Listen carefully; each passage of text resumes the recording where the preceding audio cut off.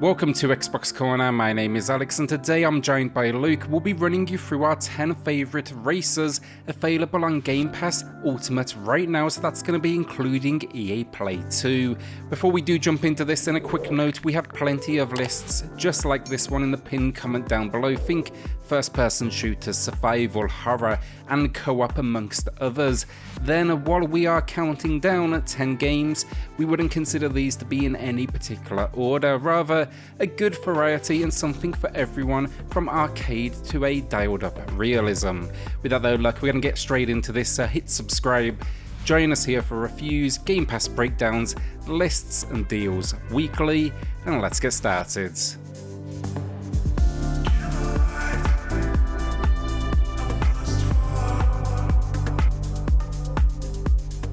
So I'll be kicking off today's list then, and you may have heard me mention previously that I'm not big into my races and that this genre is mainly Alex's bag, but I have played a fair few, including our first entry, which is of course an obvious pick, Forza Horizon 5. Set amongst the breathtaking landscapes of Mexico, this one follows its predecessor, providing over 100 square kilometres of open world landscape for you to explore, in everything from Bentleys and Bugattis to buggies, Beamers and big-ass monster trucks. And that's just a spot of alliteration for you, as there are over 500 different cars for you to choose from, nearly all of which are fully upgradable and customisable. Its race types pretty much include something for everyone though, be that epic cross-country charges as you tear ass up mountainsides or through dense jungle paths, to nighttime street races amongst tight city streets. Diversity is what Forza is known for, and it delivers this in bucket loads, not only providing you with tons of competitive events to partake in, but also hundreds of collectibles to find, new vehicles in the way of season staple barn finds, and of course plenty of danger jumps and speed traps for you to smash through. In our opinion though, it's bigger and better than the previous entry in almost every way, iterating on the formula and bringing the variety that the series is known for, while adding a bunch of new features for you to enjoy. So if you're looking to try out a bit of everything and find your niche, in our opinion there's no better place to start than Forza Horizon 5. F1 2021 then is by far my personal favourite racing series. I've just adored it now for years. This was the first entry then as well to receive a next gen upgrade, so think Series X and S. It's going to be for sure worth a look if you do own either. This entry though, it not only optimised the handling and the weight of these cars over past entries, it made for the most realistic experience yet, but it actually did something incredibly new, and that was a story mode. The story, you're controlling a new racer on a team following his exploits from wins to losses to, let's say, team drama as well. I thought it was going to be awful honestly, and it's definitely cheesy, no question, but I ended up walking away really enjoying it. It just felt unique.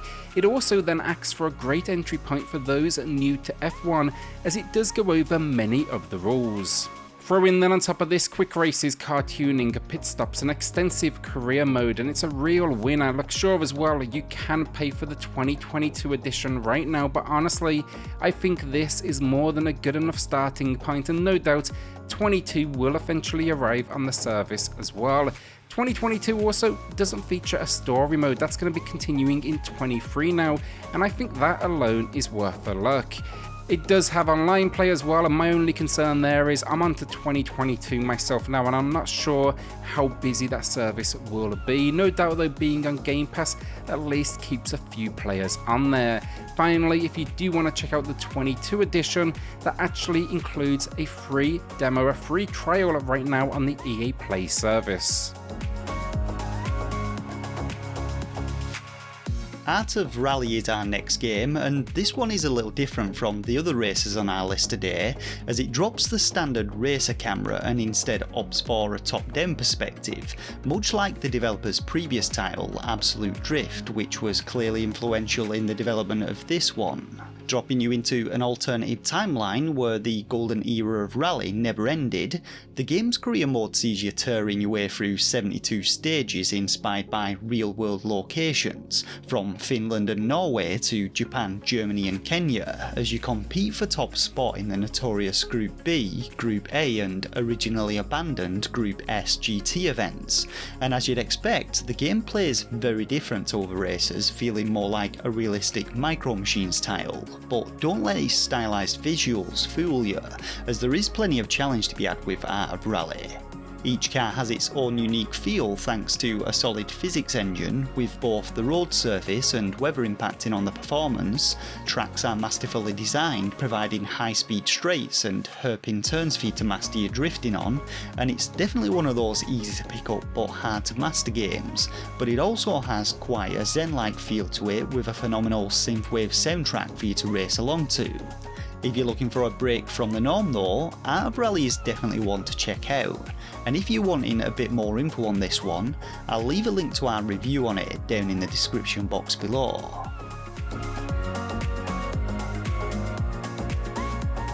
MotoGP 22 then will be a good option for race fans out there, and the big inclusions here, they were AI improvements handling the 2009 season that's based over chapters of gameplay, as well as the Red Bull Rookies Cup. That 2009 season as well, it's considered one of the most eventful in MotoGP history, not that I personally really know it. This one though, it should make fans happy with a huge roster of teams thrown in here as well. The gameplay then, it's another one that makes it just a little easier to get into, because this series a little more complicated and sim-like than it potentially looks. Thankfully though, as I said, it's packed here with tutorials to get you going and an adaptive difficulty that learns how you play and then judges that skill level for you to deliver opponents that should keep the challenge at a good point. Again though, look, I would not suggest this game if you're looking for arcade gameplay. This is not the one for you, but if you are willing to dedicate some time to it, it's definitely a fun one to master. Also, the managerial mode is quality. You'll build out your own team, something incredibly satisfying in that. It's packing then a Series X and S upgrade, and online will be where you want to go once you've got a handle on, the general gameplay. So if like me you're more into your arcade races and are looking to do away with the realism entirely, then look no further than Burnout Paradise Remastered, a game which first released way back in 2008, but whose gameplay still holds up to this day thanks to a simple but addictive gameplay loop and some wonderfully over-the-top racing events. This remastered version though comes with a 4K visual overhaul, all the DLC and online and offline multiplayer, but it's definitely all about the destruction and speed in this one. Forget about physics and taking the racing line, throw away that brake pedal. If you want to win in Burnout Paradise, you've got to get dirty, and that means taking out your opponents in whatever way you can, which usually involves ramming them off the road into walls or other unfortunate road goers. Alongside open world exploration, you've got plenty of different race events to enjoy, which put a destructive spin on the original formulas. There's a score-based stunt mode, survival events, and of course my personal favourite, the Showtime Road Rules, which basically challenges players to career headlong into a traffic-packed junction and do as much damage as possible. It may be an old one now and a little too simplistic for some people, but it's fast-paced, brutal, and a hell of a lot of fun. Dirt then has multiple entries on offer thanks to Game Pass, but for me, and we decided we would only choose one from each series, I'm going with Dirt Rally 2, mainly because I do enjoy my sim races personally, and for me it's the most realistic from the options we do have. Here though, we'll be travelling the world and taking on some absolutely grueling circuits with a control scheme. It takes some practice and it's absolutely gonna punish any mistake that you do make. I just like the amount of options though with this one, whether you want a quick race or an extensive career mode. The best bang for your buck here as well comes from building out your own team and then tuning that car to not only your playstyle, but thinking about the environment you're about to face. With over 50 cars then as well on offer, this is an incredibly well handled release that deserves all the praise it gets. If you do want a dirt game though, but a more arcade-like rally experience, I'd probably say Dirt 5 is your best bet. It's completely brainless, it's over the top, but it has its fun elements. It's also packing a Series X and S upgrade as well. I just can't wait for them to give a sim-like experience at next gen level as well, because right now I'm pretty much restricted to WRC only. Dirt Rally 2 then, it's another one being featured thanks to its inclusion with EA Play.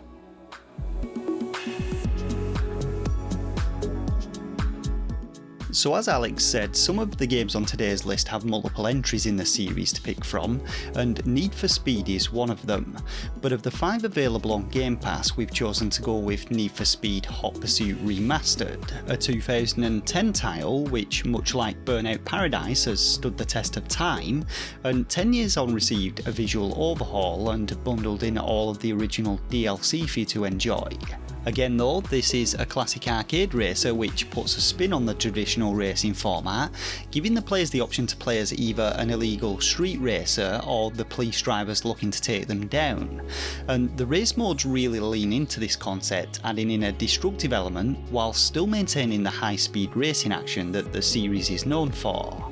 Throw in then a selection of gadgets for you to use, including spike strips, roadblocks and EMPs, and you have something which kind of bridges that gap between kart racers and traditional street racers, but also maintains an element of realism with its visual style and car physics. And much like Burnout Paradise, you're rewarded in this game for not playing by the rules, so smashing people up is definitely encouraged, and this is something that I can always get behind. But in my opinion, it's one of the best games in the series and definitely worth a play.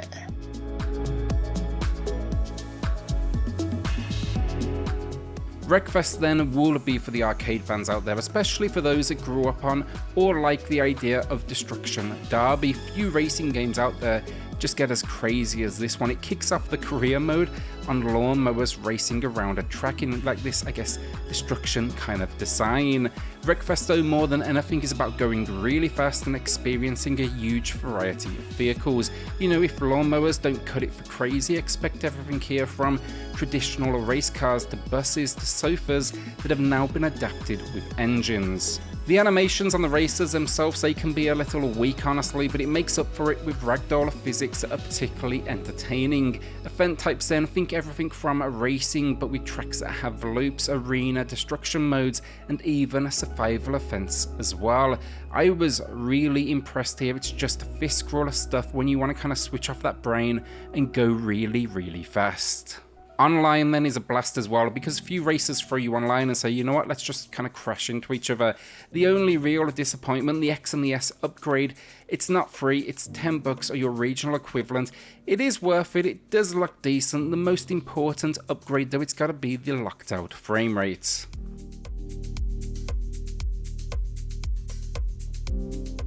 So our penultimate game today then, and you've probably seen a theme here with me covering the more unconventional and arcade style races on today's list, but Lonely Mountains Downhill definitely deserves an honourable mention in our opinion, as it still fits the genre, just not in the format that you used to.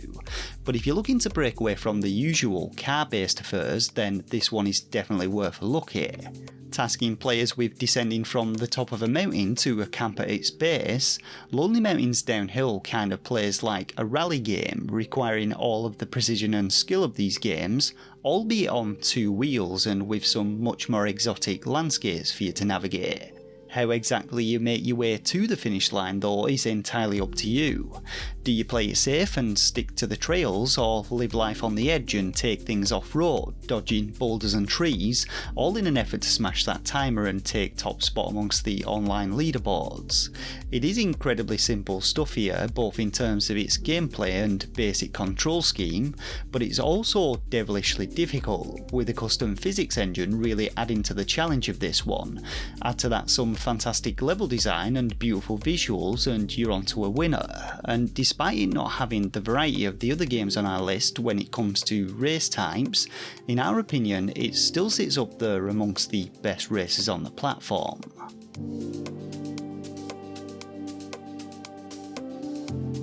Grid then is a fun one that received a unique follow-up recently in Legends. While it's not on Game Pass just yet, or at least EA Play, I will say maybe check out our review in the pinned comment, but also then you can check out currently a free trial. The story mode there, it's kind of crazy and well worth a look. Onto this edition of Grid though, and this one, it's got a dash of simulation in its controls dependent on how you set up that difficulty. That just makes for me a nice balance between the two. You know, you can pull off some ridiculous handling at points, but if you get a little too crazy, the game, it will punish you. It's all about variety though, as you conquer a world of motorsports with a huge selection of cars from touring to muscle to GT. It's packed as well, just full of these great recognizable locations. Honestly, with this one, it's been a good while since I've played it, but I do remember that it highlights opposition and teams that want to take you out, so it's a unique secondary target for each time you roll out. For me as well, it's just kind of a classic at this point. Grid is a name that absolutely deserves respect, and if you've never played it, I'd suggest take a look here. And that is our 10 races down. What have we missed from Game Pass then? Let us know in the comments down below. We'd love to hear what your favourites are, and if there's anything that we should be checking out as well. With that though, like, hit subscribe, but join us here for reviews, Game Pass breakdowns, lists and deals weekly, and we'll see you all on the next video. Thanks everyone.